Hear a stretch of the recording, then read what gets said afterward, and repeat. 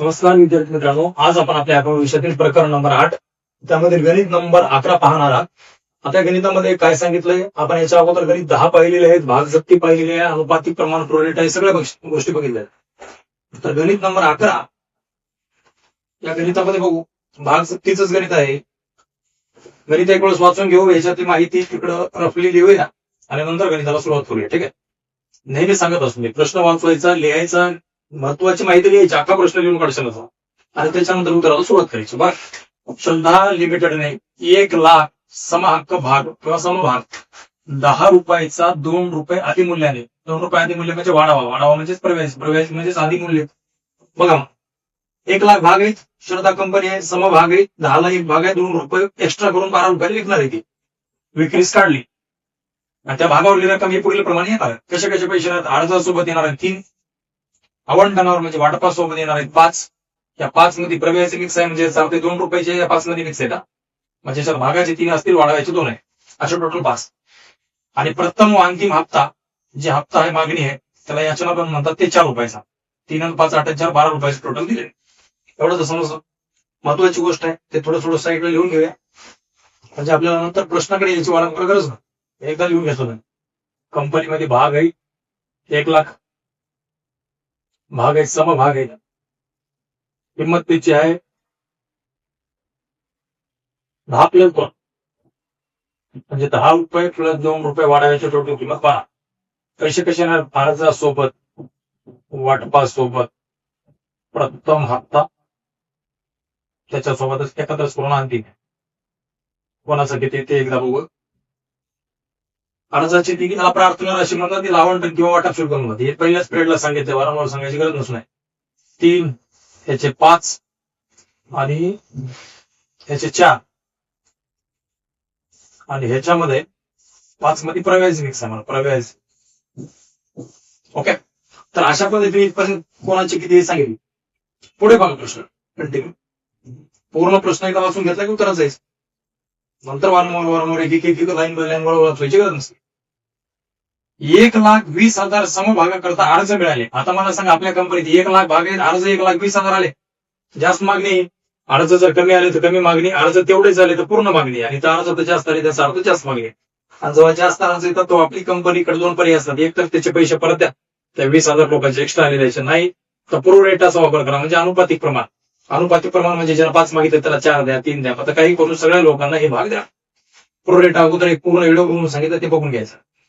आता 1,20,000 आपल्याकडे काय आले, अर्ज आले पुढे, आणि सर्व अर्जदारांना अनुपातिक प्रमाणात म्हणजे प्रोरेटाचा काय केला, वापर करण्यात आले, प्रोरेटानं आवंटन करण्यात आले.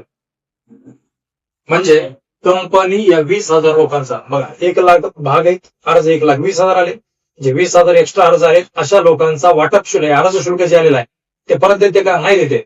त्यांना अशी विनंती करते किंवा त्यांना असं सांगते, बाबा तुमचं अर्ज शुल्क काय परत दिला जाणार नाही, तुम्ही वाटप शुल्क ज्यावेळेस कंपनीकडे भरायचंय त्यावेळेस काय करा, ते पैसे कमी भरा. आता तुमचं अर्ज शुल्क कंपनीकडेच राहील. ज्यावेळेस वाटप शुल्क भरायचं टाइम त्यावेळेस आम्ही तुम्हाला वाटप शुल्क मागशाल, परंतु तुम्ही भरू नका, त्यावेळेस तुम्ही कमी भरा. ठीक आहे, हे अनुपातिक प्रमाण प्रोरेटा काय असते याचा आधी व्हिडिओ बघून घ्या, त्याच्यानंतर या गणितात हे जर डायरेक्ट बघायला गेलं तर फार डोक्याच्या वरून जाईल. ठीक आहे, माहिती समजली इथपर्यंत. 1,00,000 भाग आहेत, 1,20,000 अर्ज आले, जे 20,000 एक्स्ट्रा अर्ज आले त्यांना कंपनी प्रोरेटाचा वापर म्हणजे अनुपातिक प्रमाणात वापर करणार आहे. बघू. आणि मग मला सांगा, ज्या अर्जदारांचे अर्ज आपल्याकडे अर्ज शुल्क येतो, कंपनी त्यांचा काय करत नाही, परत करत नाही, ते कुठे नेऊन टाकते, वाटप खात्याला नेऊन टाकते. आणि नंतर जेव्हा वाटप शुल्क मिळायचा टाइम असते तेव्हा ते पैसे कमी येतात, म्हणजे प्रोरेटामध्ये पैसे हे वाटप खात्याला टाकले जातात, ते इथं सांगितले. आणि ज्या अर्जासोबत अतिरिक्त अर्जासोबत मिळालेली जी रक्कम आहे ती आवंटनामध्ये काय करा, समायोजित करण्यात आली. ते आपण करतच आवंटनामध्ये म्हणजे वाटप शुल्कामध्ये पैसे टाकले जातात. एवढं तू माहिती. चला पुढे.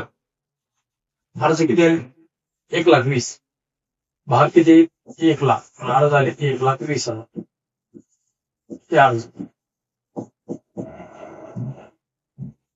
ठीक आहे, आता ही जी लाईन आहे ही आपण जप्तीची लाईन आहे, भाग जप्त केली. जप्तीची एंट्री करते वेळेस बघूया. चला आता बाकी गोष्टी बघून घेऊया. आता बघा, मला इकडे नोंदी किती होते सांगा. अर्ज शुल्काचे 2, अर्ज शुल्क मिळालेला भांडवल खात्याला पाठवला भाग भांडवल 2, वाटप शुल्क मागवला मिळतो त्या 2, 4, प्रथम हप्ता मागवला आणि 2 मिळतो, या 2 झाले 6 मिळाल्यानंतर असा कोणता तरी एखादा व्यक्ती असेल, विनीताने 200 भागामध्ये काय केले होते, भाग दिले होते, आणि ते पैसे देऊ शकले नाही म्हणून तिच्याकडचे भाग काय केले आणि जप्त केले. तर जप्त केले म्हणजे जप्ती चेक मग अशा टोटल म्हणून किती मध्ये होतील 7. ह्याच्या 2 ह्याच्या 2 ह्याच्या 2 6 जप्ती चेक 7. 7 कोणती करायच्यात आधी एक एक बघूया. आधी यांच्या बघून घेऊ मग जप्तीचे बघू. तर प्रश्न तिकडे लिहिलाय. आता प्रश्न लिहिला असं तर वारंवार 3 वेळेस त्या प्रश्नाचा करत नाही. ही कंपनी आहे, अर्जदार आहे, आपल्या कंपनीमध्ये भाग आहे 1 लाख आणि अर्ज आहे 1,20,000. चला बघा, अर्ज जर 1,20,000 आले तर कंपनीकडे अर्जासोबत अर्ज शुल्क येतो की नाही? येतो. मग मला सांगा एका अर्जासोबत किती अर्ज शुल्क येणार आहे? 3 रुपये. आणि अर्ज असे किती आहे? 1,20,000. सांगा मग 1,20,000 भागांवर किंवा अर्जांवर एकाचे 3 रुपये आले तर 12,36 तर 3,60,000 झाले. तर कंपनीत अर्ज शुल्क किती आहे? 3,60,000. 1,20,000 लोकांना 3 रुपये का दिले? ते 1,20,000 गुणिले 3 म्हणजे 3,60,000. तर पहिले इंटरव्ह्यू अर्ज शुल्क काय होतं? बँक खाते नावे, बँक खाते नावे आणि अर्ज खाते जमा. त्याच्यामध्ये समभाग शब्द लावता पण भाग कोणता आहे? तर समभाग अर्ज खात्याला, बँक खाते नावे समभाग अर्ज खात्याला. त्याचं स्पष्टीकरण काय असेल? 1,20,000 भागांवर 3 रुपये प्रमाणे अर्ज शुल्क मिळाल्याबद्दल याला प्रार्थना राशीक म्हणतात. किती लिहून टाकू मग? 3,60,000. 3,00,000 स्पष्टीकरण मिळालं. 1,20,000 अर्जावर किंवा भागांवर 3 रुपये प्रमाणे अर्ज शुल्क मिळाल्याबद्दल. आता तुम्हाला माहिती आहे कंपनी मिळालेला अर्ज शुल्क जवळ ठेवते का नाही? ते कुठं पाठी? ती भाग भांडवला. आता भाग भांडवला मी पाठीणार आहे पण आपल्याकडे भागच आहे ती 1,00,000. अर्ज किती आले? 1,20,000. म्हणजे 20,000 लोक एक्स्ट्रा आले, अशाला कंपनी भाग देणार आहे का? नाही. मग त्या 20,000 लोकांचा पैसा वाटप अर्ज शुल्क कुठं जातो माहिती आहे तुम्हाला? वाटप खात्याला जात असतो. म्हणजे कंपनी त्यांना सांगते आता तुम्ही हे जे 20,000 आमच्याकडे एक्स्ट्रा अर्ज शुल्क दिला 20,000 भागांवर, तो पैसा तुम्हाला काय आता परत भेटणार नाही. ते पैसे वाटप शुल्क भरायच्या टाइमला तुम्ही काय करा? कमी द्या. तोपर्यंत यांचा पैसा कुठे टाकला जातो? वाटप खात्यात. आता मला सांगेल मिळालेला अर्ज शुल्क जो आहे तो ते 1,00,000 लोकांचा भाग भांडवल जाईल. जे 20,000 एक्स्ट्रा आहे त्यांचा कुठं जाईल? वाटप खात्याला. तर ते अर्ज शुल्क पाठवायची नव्हतं आम्ही दुसरी खूप 3 होईल समभाग अर्ज खाते नाही,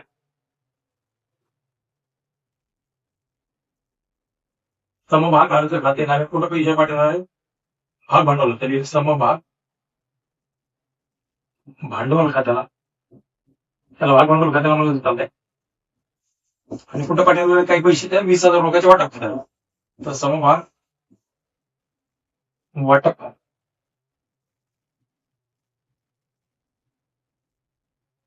ठीक आहे.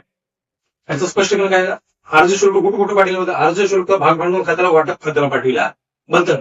आता मिळालं होतं अर्ज शुल्क किती? 3,60,000. 3,60,000 नावे पुरा. आणि त्याच्यापैकी 20,000 लोकांचा वाटप खात्याला जाणार आहे एक्स्ट्रा वाले, 1,00,000 लोकांचा इथं जाणार आहे. तर 3 रुपये प्रमाणे बघा 1,20,000 लोकांना अर्ज शुल्क 3 रुपये दिला म्हणजे 3,60,000 आहे.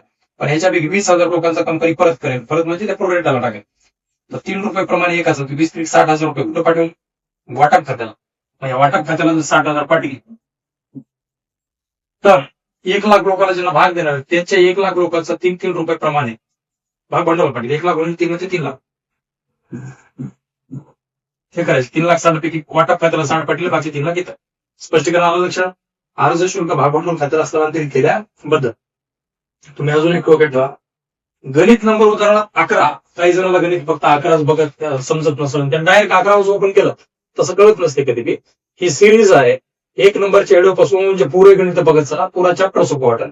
उठलं की सुटलं एक व्हिडिओ जर बघतो म्हणल्या तर ते लक्षात येणार नाही. ठीक आहे. पुढे 2 झाले. आता पुढे काय सांगितले? अर्ज शुल्काचे 2 झाले. आता पर्याय वाटप शुल्काची.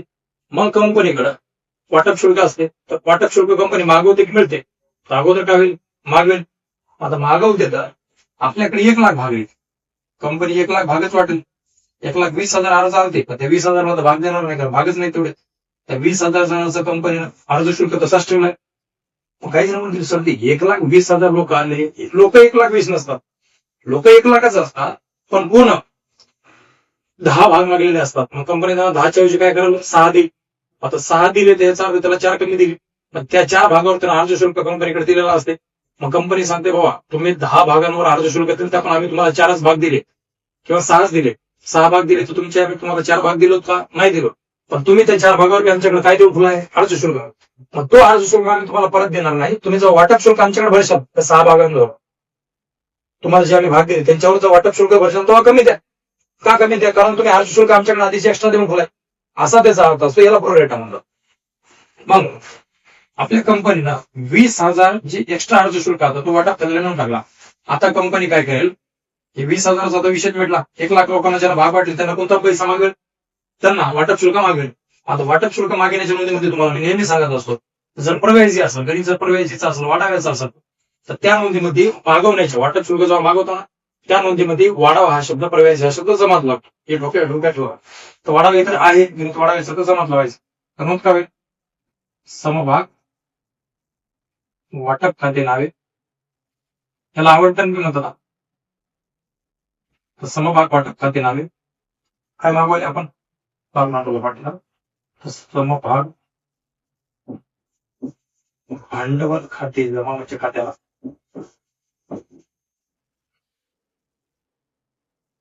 वाटप शुल्क मागवायचं. तर वाटप खाते नावे भाग भांडवल खाते जमा आणि प्रव्याजी सहित म्हणल्यामुळे प्रव्याजी जमा असते. तर समभाग प्रव्याजी खात्यात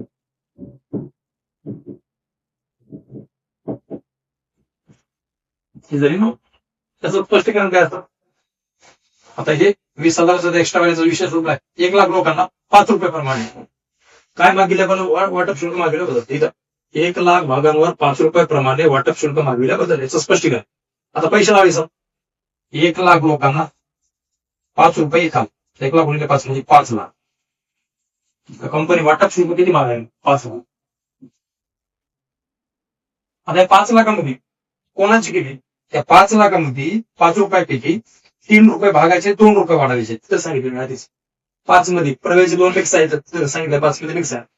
त्या 5 मध्ये 3 रुपये भागाचे असते, 2 रुपये वाढवायचे असते. तर 1,00,000 लोकांना 3 रुपये वाढावा ते जर आहे किंवा भागांचा आहे तर 3,00,000 होतात आणि 1,00,000 लोकांचे 2 रुपये वाढवायचे म्हणजे 2,00,000 होतात. त्या 5,00,000मध्ये भागांचे 3 रुपये आहेत म्हणजे 3,00,000 भागांचे 2,00,000 रुपये वाटप शुल्क प्रवेश येते. ठीक आहे, वाढावायला. हा भांडवलाचा म्हणजे भागांचा पैसा, हा प्रवेशाचा म्हणजे वाढवायचा. दोन्ही मिळून झाले 5. हे झालं मागविल्याबद्दल. मागविल्यानंतर तो मिळेल. तर मिळायच्या नोंदीमध्ये आता तुम्ही सांगा, मिळायच्या नोंदीमध्ये सगळा मिळेल का? वाटप शुल्क कंपनीने मागला किती? 5,00,000. पण 5,00,000ला 5,00,000 मिळेल का? नाही. का मिळणार नाही? कारण ते लोक जे अर्ज शुल्क एक्स्ट्रा देऊन बसले ते काय म्हणतील, तुम्ही आम्हाला सांगितलं होतं वाटप शुल्काच्या टाइमला पैसे कमी द्या, कारण आमचे ऑलरेडी पैसे तुमच्याकडे म्हणजे इतके ऑलरेडी वाटपला नेऊन टाकले 60,000. आता इथं 60,000 पैसे कमी येतील की नाही? तर मग बँक खाते नावे,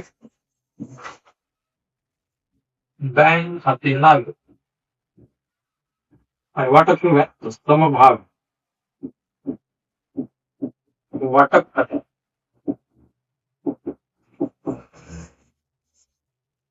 बँक खाते नावे समभाग वाटप खात्याला 5,00,000 मागितले, पण 5,00,000 मिळणार नाही. ते 60,000 आधीच मिळाले, ते काढून बाकी 4,04,000 मिळतील.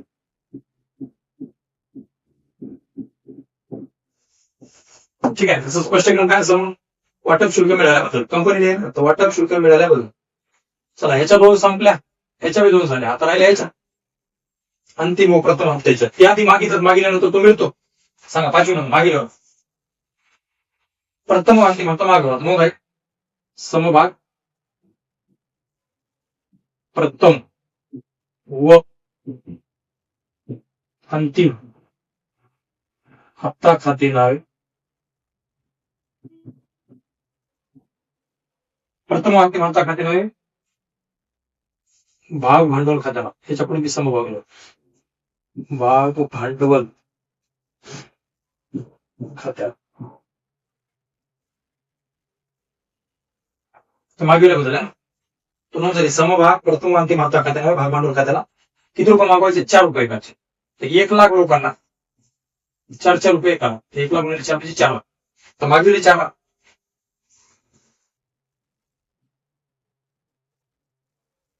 मागविले ना. स्पष्टीकरण काय असेल याचं? 1,00,000 भागावर 4 रुपये प्रमाणे प्रथम अंतिम हप्ता मागविल्याबद्दल. मागितल्यानंतर तो मिळेल 6वी नोंद. सांगा, प्रथम अंतिम हप्ता जर मिळाला तर नोंद घ्यावी मिळाल्याबद्दल. कंपनीकडे पैसा येईल तर बँक खाते नावे, बँक खाते नावे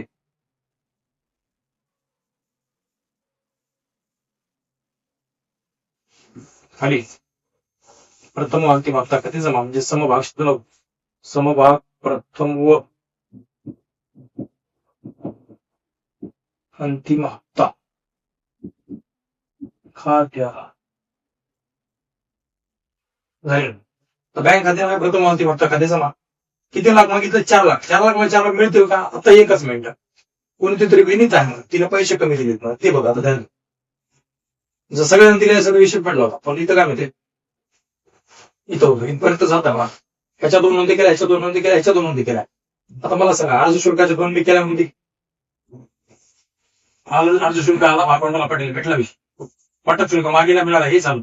प्रथम हप्ता मागवला की लोक मिळाल्याची नोंद लिहून बोलू पैसे लिहायचे राहिले. आता बघा हे 4 रुपये हे सगळ्यांना दिले असत काही अडचणच नव्हती. इथं काय म्हणते विनीताला 200 भागांचं आवंटन करण्यात आले होते, म्हणजे आपण तिला आवंटन म्हणजे वाटप 200 भाग वाटप केले होते. बरं ठीक आहे, चांगली गोष्ट वाटली होती. पुढे ती प्रथम व अंतिम हप्ता म्हणजे हा जो हप्ता आहे हा आपण मागितलाय सगळ्याला, पण मिळायच्या नोंदीमध्ये प्रथम व अंतिम हप्ता मागणीची राशी देण्यास अपयशी ठरली.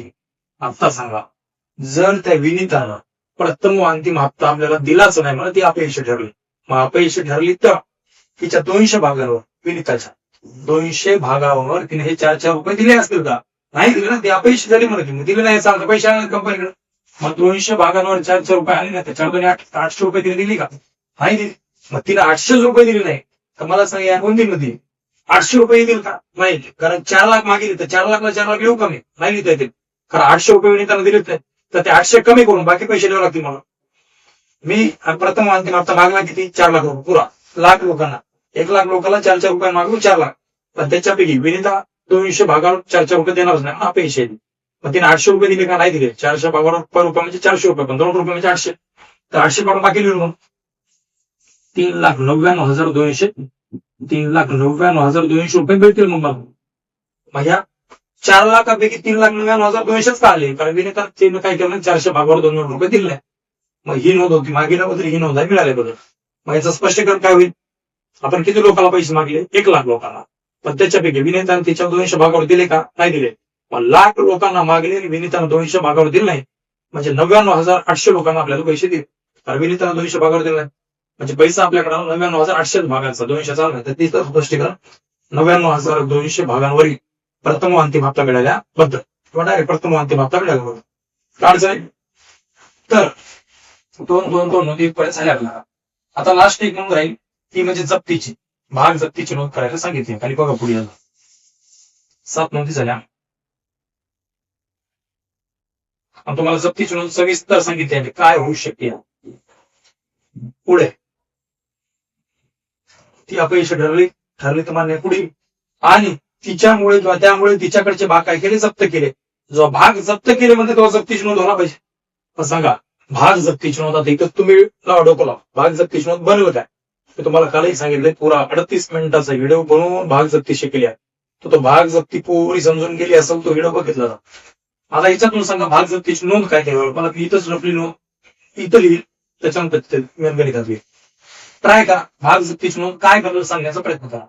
बघा आता हे विनीतानं 200 भागावर हा हप्ता दिला नाही, प्रथम अंतिम हप्ता दिला नाही.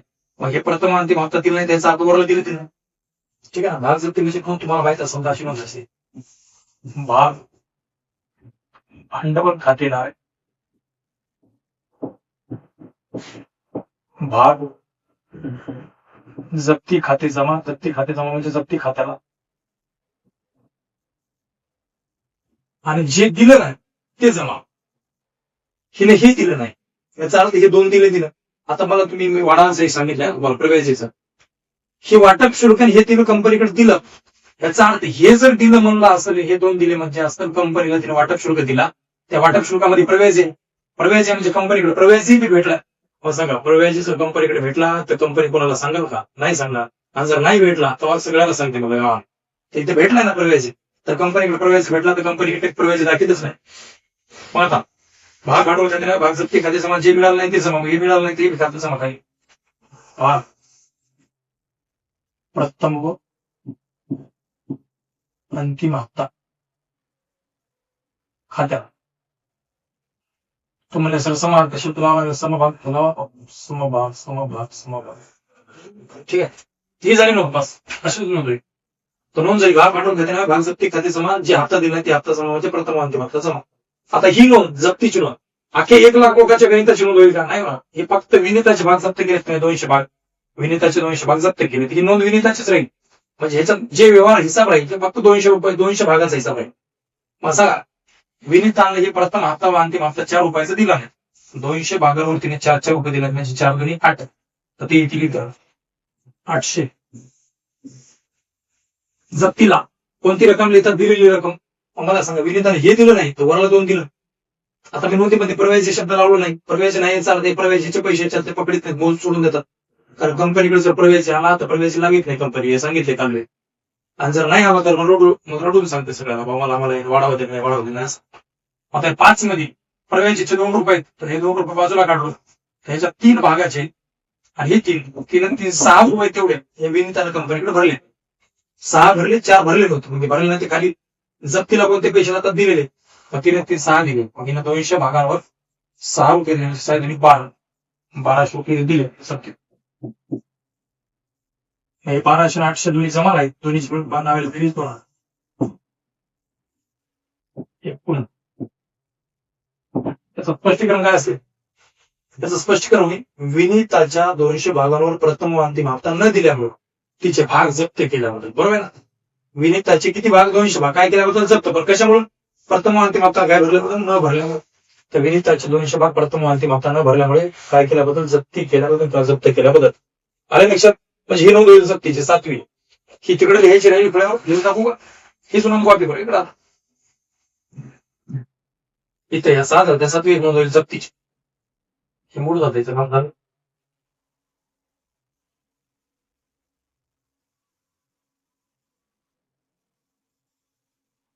हे खाल्ला भाग आहे असं समजा इकडचा. ठीक आहे. 7 नंबरची नोंद. समभाग भांडवल खातेदार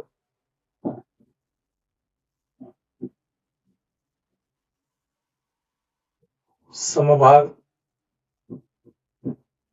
जप्ती खाते जमा, म्हणजे जप्ती खात्याला, आणि जे दिलं नाही ते जमा. काय दिलं नाही? प्रथम अंतिम हप्ता. तर समभाग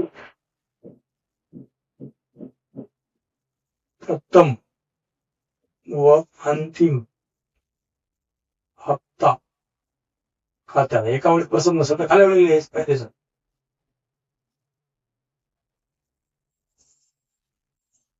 दिनांक तपशील खाते पाहणार आहे तुमचा भाग माझ्या बहिणी.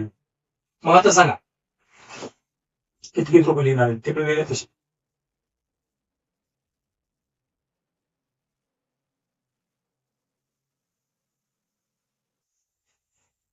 किती लिहिलं?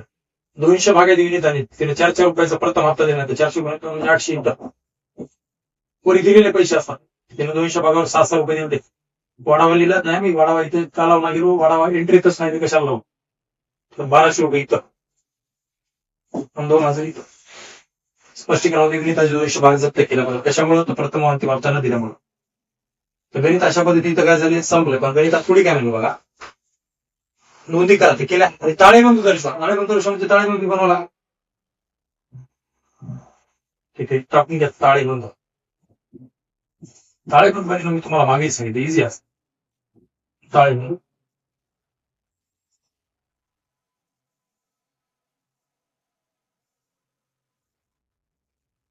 देयता रक्कम संपत्ती रक्कम.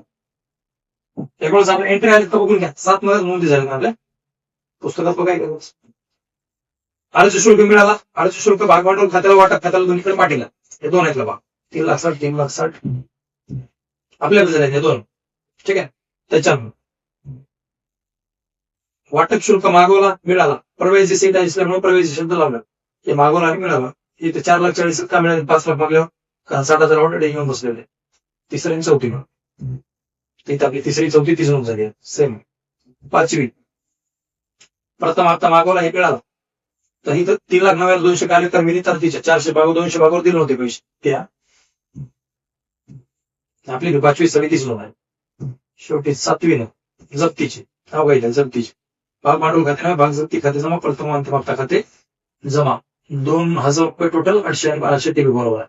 पुढे हवा ही 7वी मुदत इथं.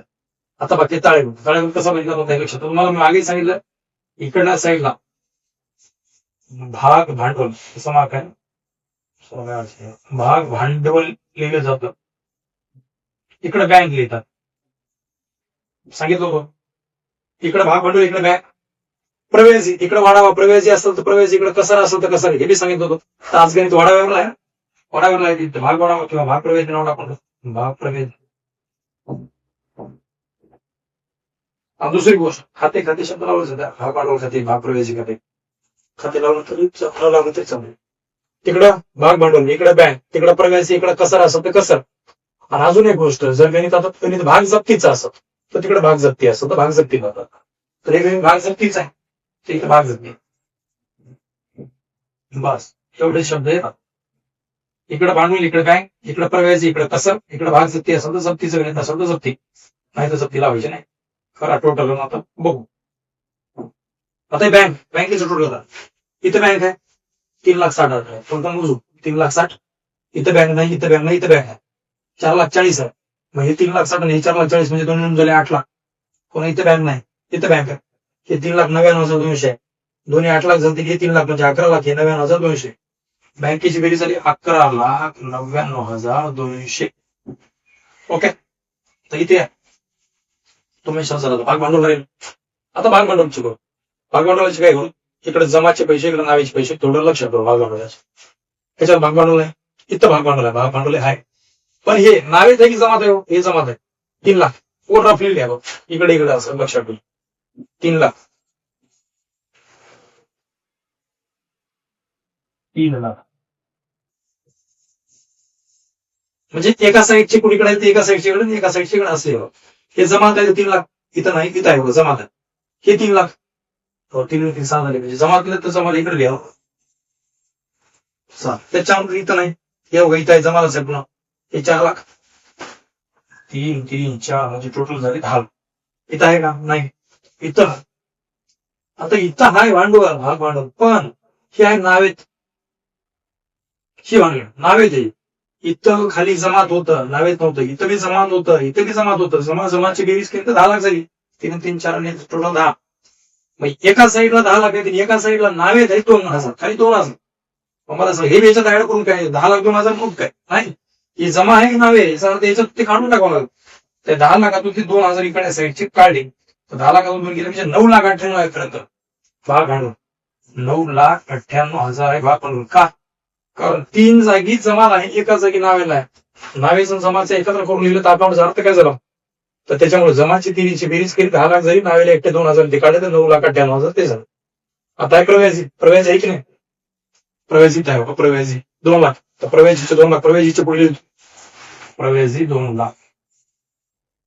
आता ही जप्ती, जप्ती इतक्यात आहे का, इतक्यात नाही, जप्तीच्या मध्ये जप्ती भेटेल, इथे जप्ती 1,200 रुपये, तर ही 1,200 संपली गेली का.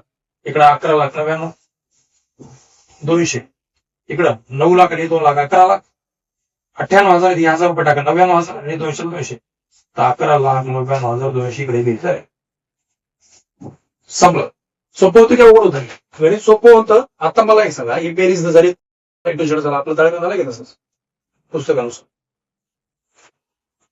पुस्तकानुसार, आपल्या योगा ताळेबंद आलेला आहे 9,98,000, 2,000, 11,99,000, 11,99,000 गणित झाले आपले.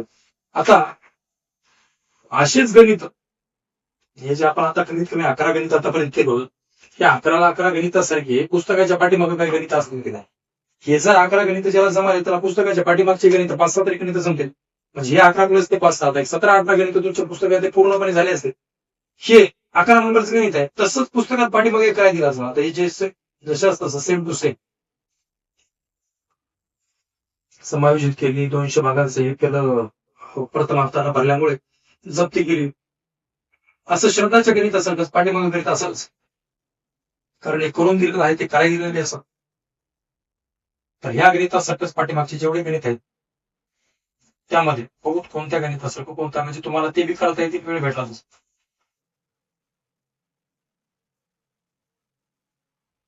हे तर तळेगाव पण ह्याच्या तर नोंदी नाहीतच. इथून इथून घरी गणित आहेत. आता जे आपण घेतलं 11 तसंच गणित कोणतं आहे ते आहे 6 नंबर सेम सांगितलं बघा. इथं तिथं विनिता होती तिसरीमध्ये शोभाचे 200 भाग तिने प्रथम अंक न दिल्यामुळे तिचे काहीतरी जप्त केले. तिथे सांगितलं होतं अर्जासोबत समायोजित करायचे तेच आहे सेम दुसरे मान. तिथं फक्त आग्रह हक्क होते पूर्वाधिकार समाहक्क भाग होते हाच 1 लाख होते. इथं फक्त किती 10. तिथे 1,20,000 अर्ज झाले. इथं 10च्या ऐवजी 11,000 अर्ज झाले. गणित सेम आहे. करून घ्या हे गणित. हे नंतर मी करून दाखवेल. पण सध्या तुम्हाला जर असंच गणित करायचं असेल तर ते 11 संख्या हे गणित.